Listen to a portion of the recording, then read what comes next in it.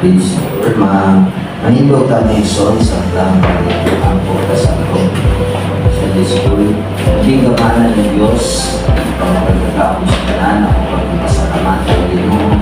Hindi kamuntagon Diyos sa pabor o gasya sa kinabuhi Ginoo, hindi ikata Ginoo na makasibat sa pagkakani mo, kaya sa Espiritu utang na tuguran ang nagawa po Diyos ikaw magahinlo sa katapusan ka namo mo ang aming tapos sa Diyos sa iyong katubangan sa iluwa kami Ginoo sa among mga nabukat ng kalapasan sa tulong sa una o sa mga buhat ng Diyos. Hallelujah. Bisan pa man Ginoo sa amo ang Sunday School Ginoo, ikaw maglamdag sa mga una-una na masagot kami ng Diyos, ang madawat ang mga pulo, kung ikaw magaliho ka na kung magkakalang dito na wala kang bukas kung wala ikaw Diyos. Pinigtanan akong pasalamatan ng ko sa pangalan ni Ginoong Kristo. Amen. Praise the Lord. Thank you, Jesus. Pagkaan ko ng mga ison, so lesson 12 na rin. So, luhan na ka-lesson na namin rin mga ison. So, last na ni, next Sunday is last sa kaninga series. So, ang kaninga series mga ison is sa libro ni sa New Life Essential. So, i-recommend ni Pastor may tudlo ni kay yung nakita ni Son kay ako ba nga kaigsunan nga wala pa saktong pundasyon diya sa pagpangalagan, no? So, labi na sa mga elementary teaching. Sa elementary teaching is mga doktrina na to nga sa sugod din mga pagbuhaton na wala yapon gituman, wala yapon kinabuhi, nagya po'y kalibog ang mga kaigsunan. So, karong mga igsoon, ang ato ang title is Sound Speech. Sabot mga igsoon is kabahin ni sa ato ang pagpamulong. So, kung sa pamulong. So, ato basahan sa Titus 2:8, isulti ang mga pulong nga maayo o walay kasaway aron nga si bisan kinsa nga musukap maulawan tungod kay wala siya dautan nga ikasulti mahitungod kanato. So, manang imo ni Pablo dito kang Titus nga na mga maayo dapat ang gawas para kung mo ng manahon na naakay na imo criticize nimo na dili ka masaway. So, Muslim yung mga igsoon nga di kita masaway sa itong pagkonsultis, apat pamulong, labi na wala tayo pugong. Yan, o na makabuba na sa itong imahe isip Kristohanon. Proverbs 25:11.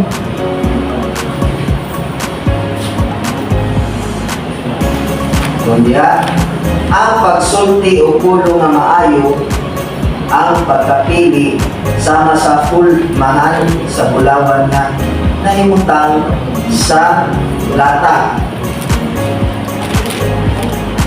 So, sa English like golden apples set in silver is a word spoken in the right time. So,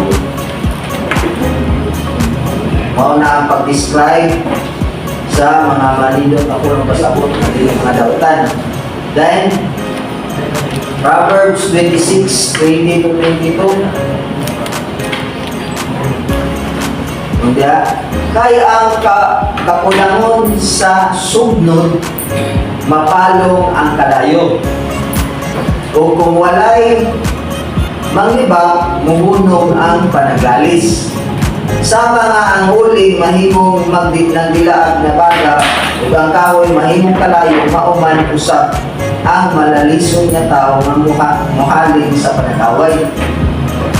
Sama sa lamiang pagkaon ang mga pulong nga libak, musulod sila ngadto sa pinasuluran ng mga bahin sa lawas. So, kung walay mo puno-puno sa istorya, samot na rin mga marites ng mga pulong, di ba? Ang kamat. Huwag di pa ginasakto ang iyagi ibang istorya, ibalik pikas, mapunan, makwangan, o na mga kanang false information ba? So, mauna nga. Ang gimon diri, sama sa kalayo, wala isugno, di ba? Muno nga kalayo. Pero, kung gikumpara ni sa baba sa mga pulong. So, kung wala yung maglibak-libak, di wala yung kamumot, di ba? Upside. Kapan mauna, wala daw mo iba, wala. Dili lang. Sa unang pagkamarites na naaaraman sa mga silingan-silingan karon na alam yan sa social media, di ba? Dahil, sabay-sabay pa. Ito ka ng mga ingonan ng minso, dili lang akong puno, o ilabi na ang pinaka-maayong buhaton, kung na ang magaling mag-istorya sa laing tao, sa ang di maayo, dili na ito doon. Ako na, so mga pwede mo, pastor, para may study mo kasi pastor, Mudigas, yung nana, isa nagiging sa magtagad. Magtagad sa mga tulong nga, negative topic ba? So, atong panikamutan na makalikay ta. Nalili ta mga ilo mga maganahan ano ka. Kani kung bano ka ng lindot git, maglibak, lindot mag-istorya sa laing tao. So, naagi mga ito na nasa pleasure ba na ay maintriga sa ka. So, ang pangutana, ato bang makontrol or ato bang mapaamo ang ato ang dila? So, di gina nato mapaamo ang ato dila. Way tao ang makapaamo sa iyang dila na imong kaugalingon, di mo mapaamo. Sa James 3:8, ningon niya, but no one can tame the tongue. It is an uncontrollable evil filled with deadly poison. So, dili kani mapungan nga dautan o puno kini sa usab na sayaan. Kadautan? James 3:8. Puno sa makamatay na ilog. Diba? So, yung ana ang dila. Poison, magulit, kaning basta po na, mana nga, na-i-describe sa mga toxic sila, mga toxic, dahil yung mga panungkling, sagaran, mandaw o tao, kamot nagnay kasuya mo sa katao, kauwas ni sir. Iyang mga pulo ng batik, towards sa tawanan na kanang gihit niya. So, ang atong dila, maoy pinakalisod sa bagay sa atong lawas. Kung hindi pinakalisod, nga i-control ba? Dahil mausa ni ang pinakadapog puruhan mga igsuon nga muhatag og kasakit sa ato ang mga kaigsuonan sa mga tao sa inyong dapit sa imong kaugalingon. Mao gini pinakalisod mga igsuon kay isag magpungko lang ka mga igsuon. Kalihog kinatong dila. Mao gini pinaka lisod kontrol. Dali ra mo na siya. Hindi lupungan. Dali ra makagawas og mga pulong. So, kung unsa ta mogamit sa atong pagpamulong sa dila, kung di unsa na nato paggamit sa atong pagpamulong, mausod na ang replikasyon ng igsoon. Mausod na replicate na kung unsa atong relasyon sa Ginoo. Kung maayo yung relasyon sa Ginoo, sumaayo ka mamulong, naglikay ka. Kay mao na ang giingon nga sa Ginoong Kristo, kung unsay na silang kasing-kasing, mo na yung bawas sa dila. Katong nailikon na dili makahugaw ang ikaon, apang katong matagpulong na mugawas sa iyang dila. So, Matthew 12:34 na, o Matthew 15:18 na kanang mugawas sa imong dila, mao na yung defile sa imong kasing-kasing. So, unsa na sa imong kasing-kasing, ano yung gawas yung dila sa mga nakasakalagot, hindi mo nagkalagot, kung magpadakas yung kalagot, bisa unsa na lang yung istorya, ikaw man, magmahay ka. Mao ba na? Mostly mga igsoon, ka nang di ka kakapunod, ka lagi maglagot ka. Kaya yun, ang tigsunod mayo ng kalagot ka nang nagyawa, nagutom ka. Mabuhian yung storya mga igsoon na bate nga di na biya na mabawi. Then, James has some strong teaching concerning the tongue. In James 1:26, if any man among you seem to be religious and brideth not his tongue, but deceiveth his own heart, this man's religion is in vain. So, kinsa may religiyoso ninyo, Diyos nun, kunya, di mapugna na yung dila, bisan unsa na yung pagsulti, hindi na pasabot diri, nitabo sa ilang, bisan unsa na yung pagsulti, walay pagpugong, walay break. So, ang iyang religion, ang iyang tinuhuan ng igsoon, walay pulos, walay pasabot. Kung wala kay pagpugong sa iyong dila, wala kay pulos ang inyong tinuhuan. So, then, if any man offend not in word, James 3:2, the same is a perfect man and able also to bridle the whole body. So, kung ikaw makapugong sa iyong dila, makapugong ka sa tinuhong lawas. Anak, kaya ang pinakalisod, ang dila ang kung kaya rin mo mapugngan ang iyong dila, makapugong ka sa iyong lawas. Eh, makumanin mo yung pinakalisod. Then, he compares the tongue to sa James 3:2, he compares the tongue to a bit in a horse mouth which controls the movements of the horse to a small helm. So, ako na yung muko. Wala niyang i-describe ni James is kanang kabayo, diba? Butangan na, or kabaw ba, butangan nagbisig. Nga mao na ikamiton kung imo iliko, yung birahon dire. So, yung una ang igsoon, ang dila. So, the tongue can defile the whole body, only the power of God can tame it. So, mauni nga, ang kaya rin nga, malimo na ito, murag mediator na ato magamit para mapunan na ito atong dila. Huwag mong itaw ng mga tugong sa dila, ang balang spirito rin. Ang gahong sa Ginoo, maura kinay makapugong sa atong dila ng igsoon. Maura kinay makarimay na ito. Pahimangluan na ka kung sa'y kautan, kung sa'y ang istorya. Kung pauna mo igsoon nga, ang gahong lagi sa Ginoo may makausap. So, kung ikaw sa una, kusog ka mga likas, pero buwan na, di ba? Huwag na sa gahong sa Ginoo. So, kananay pagpugong. Ito lang, unbeliever, di ba? Ang sa punsay. Anan, sige, kada storya, nayawa. Di mo na walay pugong. Kaya wala may konsensya sa una-una. So, walay pa pahimangno sa balang espiritu.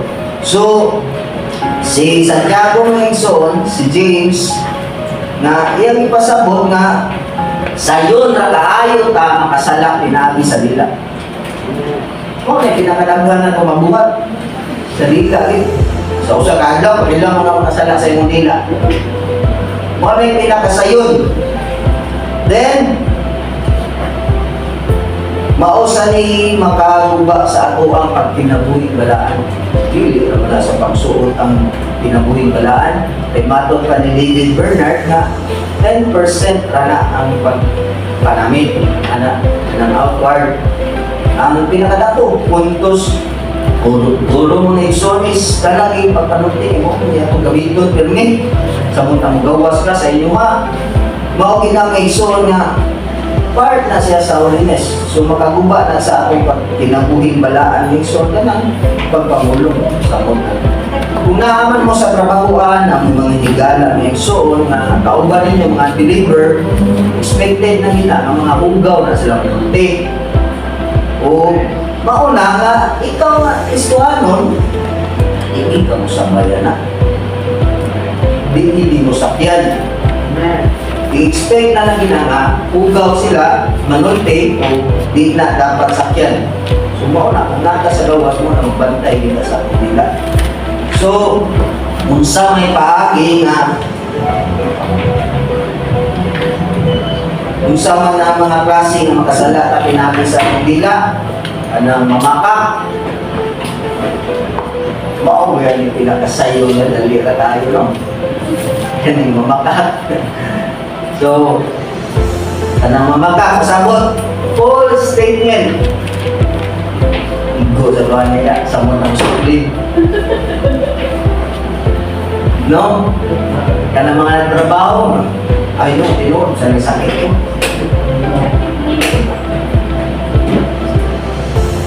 Mauna ang giingon sa Revelation, tanang sa Revelation 21:8 apelya, tanang mga bakakon itambo sa kalayo. Apelya. Proverbs 19:5, a witness to lies will not go unpunished. The teller of falsehood will not escape. Then, mauna, ang usa sa mga klase nga makasala na pinagi sa Manila kanang mamaka. Ang mga dili sakto nga mga pulong. Then, ikaduha, profanity. Pasabot mga malaw, mahugaw, filthy communication. Mga green, So, mga hugaw nga pag-istorya, Colossians 3:8, but now you must also get rid of anger, wrath, malice, slander, obscene speech, and all such sins. So, mga dautan ng mga pamulong, mga hugaw ng mga pamulong, Ephesians 4:29, let no filthy talk be heard from your mouth, but only what is good for building up people and meeting the need of the moment. This way, you will administer grace to those who hear you. So, ang ingon diya nga, ayaw tumuti ang mga hugaw ng mga pagpamulong mugawas sa inyong bakbak. Apan, kato lamang mga maayong mga pulong na makatabang sa mga tao, maka-encourage. O na. So, di tumutan na mugawas ang mga hugaw ng pamulong. Sunod is euphemism, sabot mga offensive word. Kaning mga offensive word,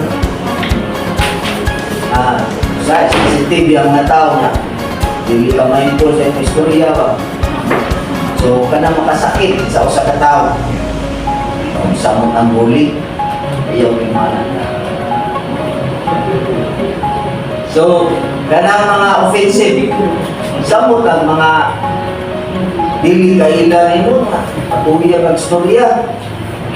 Dapat mindful ka na wag sa mga tagwa ka kaila sa usa ka tawo, mindful ka sa imong pag-anutin dito nya or mga bisita diri.